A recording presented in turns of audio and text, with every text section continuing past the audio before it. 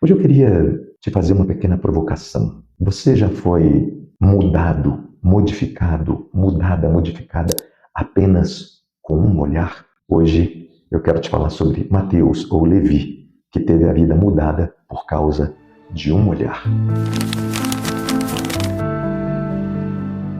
Olá, tudo bem? Seja bem-vindo, seja bem-vinda ao Entre Linhas da Fé. Eu sou o pastor Cleiton e esse canal tem como objetivo encontrar nas entrelinhas do texto bíblico respostas para um mundo cada vez mais carente de afeto, de solidariedade, de esperança e de fé. Se porventura essa mensagem abençoar a sua vida, te edificar, inscreva-se no canal, porque aí toda vez que tiver uma mensagem nova, ela vai chegar para você. E também, se você gostar da mensagem, claro, deixa o seu gostei, deixa o seu comentário. E mais importante do que tudo, compartilha com pelo menos 5 pessoas. Porque quando você compartilha com pelo menos 5 pessoas, a plataforma entende que essa mensagem foi relevante para você. E então ela mesma vai mandar para muito mais gente, o que é muito bom para o canal. E o canal está só começando. Eu te agradeço muito pela ajuda. Vamos ao texto? No Evangelho de Lucas, no capítulo 5, a partir do verso 27, a palavra de Deus diz assim: Depois disso, Jesus saiu e viu um publicano chamado Levi, sentado na coletoria de impostos, e disse-lhe: Segue-me. E levantando-se, ele deixou tudo e o seguiu. Levi ofereceu-lhe então uma grande festa em sua casa. E com eles estava à mesa numerosa multidão de publicanos e outras pessoas. Os fariseus e seus escribas murmuravam e diziam aos discípulos dele: Por que comeis e bebeis com os publicanos e com os pecadores? Jesus, porém, tomando a palavra, disse-lhes: Os sãos não têm necessidade de médico, e sim os doentes. Não vim chamar os justos, mas sim os pecadores ao arrependimento. Esse é um texto bastante curioso, porque ele mostra uma situação que para os dias de hoje já seria bastante complicada, e para aquela época mais complicada ainda. Uma situação que envolve alguém numa condição social muito boa, um funcionário público ganhando muito bem, rico, e que de repente, por causa de uma frase, muda tudo, deixa tudo. O texto diz que Jesus passa, olha e vê Levi ou Mateus na coletoria de impostos e diz: Segue-me. Diz a palavra que o rapaz deixa tudo, sai e segue Jesus. Quando a gente olha para essa passagem, a gente fala: tá estranha a história. Isso não é muito crível, não é muito viável. E a gente fica pensando se não há possibilidade de compreender isso. Eu entendo que fora das entrelinhas do texto a gente não compreende. No texto puro e simples, é alguém muito bem colocado socialmente, um publicano, um coletor de impostos, um funcionário público trabalhando para Roma, ganhando muito bem colocado socialmente, que ouve um desconhecido dizer: segue-me, abandona tudo e segue. Isso não é crível. Não é possível que alguém largue todas as benesses, todos os privilégios que um publicano tinha naquela época para seguir um desconhecido. E aí então eu corro para as entrelinhas, o nome do canal, Entre Linhas da Fé. Eu corro para as entrelinhas para tentar encontrar quais razões fariam Mateus ou Levi largar o emprego, largar a condição tão boa para seguir um desconhecido que fala uma frase. E aí eu, enquanto também professor de filosofia que sou, sempre estou preocupado com a construção de argumentos. E então eu acho que um bom argumento convence um indivíduo, ou deveria convencer um indivíduo. Então, se alguém argumenta muito bem, constrói muito bem, articula muito bem as suas ideias, ele vai conseguir convencer uma outra pessoa. Mas não se trata disso. Quando olhamos para o texto, vemos Jesus olhar para Mateus ou para Levi e, sem argumento algum, só profere a sentença: segue-me. E Mateus larga a coletoria, larga o emprego público, larga o privilégio, larga a condição excelente de vida que tinha e segue a esse desconhecido. E aí, pensando comigo, já que não é o argumento, porque Jesus não argumenta, eu me perguntei: o que faria um homem na condição de Levi, na condição de Mateus, abandonar tudo para seguir Jesus? E aí eu pensei comigo: o olhar, forma de olhar. Lembremos que os publicanos eram pessoas da terra trabalhando contra a terra. Isto é, os publicanos eram cooptados pelos romanos para cobrar impostos do próprio povo, e eles tiravam por fora, e é por isso que eles enriqueciam tanto.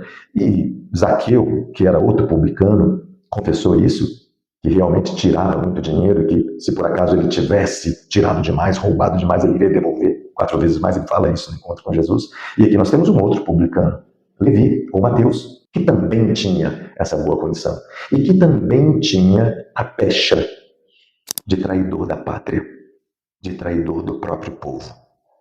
E aí, nas entrelinhas do texto, eu começo a perceber por que Mateus abandona tudo.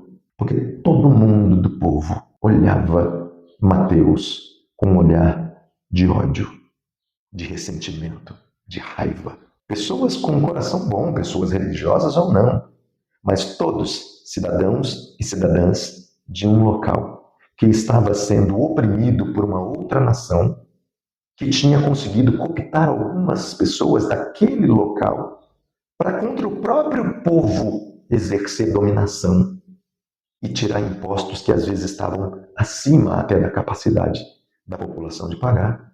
Mas Jesus olha para aquele homem rico, bem posicionado socialmente, funcionário público muito bem estabelecido, e olha com um olhar que aquele homem nunca tinha recebido. Para mim, essa é a motivação de Mateus, de Levi. É o olhar de alguém que é empático, de alguém que é caridoso, de alguém que olha com amor, de alguém que está vendo para além do que está aparente. O que está aparente é que é alguém do povo trabalhando para um outro povo contra o próprio povo. Mas para Jesus é alguém carente da sua misericórdia, carente do seu amor, carente da sua presença, carente da sua solidariedade, da sua salvação. E aí, Jesus olha para aquele rapaz com um olhar que faz com que aquele rapaz diga: nunca alguém me olhou assim. Nunca alguém teve esse senso de empatia comigo. Eu conheço o olhar de ódio. E eu conheço, ou pelo menos eu desconheço esse olhar, mas sei que conhecendo o olhar de ódio, não é esse. Esse homem me olha de uma outra maneira. Esse homem tem alguma coisa que todos os outros olhares não conseguiram me trazer. E eu não sei nem o que é, mas eu estou saindo daqui.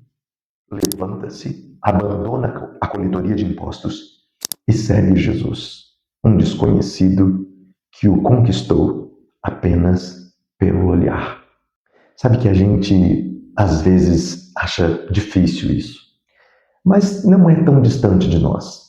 Sabe aquele filho bagunceiro, barulhento, que está na casa de uma outra família e de repente está fazendo coisas que você não quer e você apenas olha para ele e pelo teu olhar ele para tudo, ela para tudo, porque o olhar diz muita coisa. Assim como aquele olhar de um pai que está falando: olha, você está passando dos limites, para, sossega. Também tem o contrário disso. E o olhar de Jesus foi o contrário. Não para chamar a atenção, porque o valor do olhar é grande, pode servir para repreender, para fazer uma criança sossegar, se acalmar, parar de bagunçar tanto na casa dos outros, de passar vergonha ou de fazer passar vergonha. Mas também pode ser um outro olhar, de falar: rapaz, todo mundo odeia você, mas todos nós, Mateus, todos nós, Levi, somos carentes da glória de Deus. Porque todos pecaram e carecem da glória de Deus. E você, rico, bem posicionado, funcionário público, também carece da glória de Deus. E Levi, tomado desse olhar empático, desse olhar simpático, desse olhar acolhedor, amoroso, desse olhar completamente diferente de qualquer outro olhar, abandona o cargo, abandona aquela situação e segue Jesus. E mais do que isso, ele fala: sabe que o judeu, na cabeça do judeu, não tem um gesto maior de intimidade do que convidar você para uma refeição. E Mateus faz isso, convida Jesus para uma refeição. Mas como é a tônica, ou tem sido a tônica desse canal até aqui, parece que a religião está sempre tentando atrapalhar os feitos de Jesus. Ou a religião, ou os religiosos, ou ambos. E, nesse momento, alguns fariseus e alguns dos seus escribas começam a murmurar com os discípulos de Jesus. Ele está comendo com pecadores. Olha lá, está sentando com um publicano. Publicano é detestado aqui na terra. Publicano está roubando. Publicano está sendo uma vergonha para o povo, porque está oprimindo o povo, ajudando o povo que oprime. Um povo estrangeiro que oprime o nosso. E esse é o publicano. Esse cara está comendo com eles. Aí Jesus diz o seguinte: eu sei o que vocês estão pensando, mas eu não vim para gente justa. Eu não vim para religioso. Eu não vim para bonzinho. Se você se considera bonzinho, justo, religioso, muito próximo de Deus, não é com você que eu tenho que tratar. Eu vim tratar com e de pessoas pecadoras, pessoas que carecem, que percebem que estão carecendo de uma palavra minha, de um encontro comigo. Não foi para vocês que eu vim. Então Jesus não veio para esses e essas que você vê de vez em quando por aí, que se arrogam muito sabedores da palavra, muito conhecedores de tudo e muito prontos para julgar aqueles que eles entendem que erram e que pecam, os pecadores, os publicanos, aqueles odiados pela sociedade. Jesus veio para esses. Jesus veio para os pobres, sim, é claro, é uma proposta muito bonita, porque logo nesse texto do início, ele fala, avisem a João Batista que aos pobres é pregada a esperança do Evangelho. Jesus veio para eles, mas veio para todo aquele que está aberto ao seu olhar, que está carente da sua palavra, do seu olhar, e que está pronto a abandonar aquilo que está muito solidificado, muito estruturado, para seguir Jesus. Você acha que qualquer pessoa, funcionário público, bem estabelecido, com um bom salário, com uma boa condição, abandonaria o seu posto para seguir Jesus? Não é todo mundo. Ou poucos o fariam. Quantas pessoas abririam mão de ganhos exponenciais, de ganhos vultosos, importantes, por causa da mensagem de Jesus? Ou, nesse caso, por causa do olhar empático, do olhar simpático, do olhar de afeto, de solidariedade, do olhar de esperança e fé que Jesus lança para Levi, para Mateus. Pense sobre isso. Mateus segue Jesus, se torna um discípulo, se torna um daqueles que vai ter um evangelho no texto bíblico, mas por causa de um olhar de misericórdia. Que eu e você, que consigamos também olhar para as pessoas com esse olhar de misericórdia, porque o olhar de julgamento, o olhar social, o olhar que todo mundo tem, todo mundo já lança. Mas Jesus nos ensina a ter um novo olhar, um olhar de misericórdia, ainda que a pessoa pareça não merecer. Se essa mensagem abençoou sua vida, se o olhar de Jesus já te atingiu, já te tocou, faça com que esse olhar chegue para outras pessoas.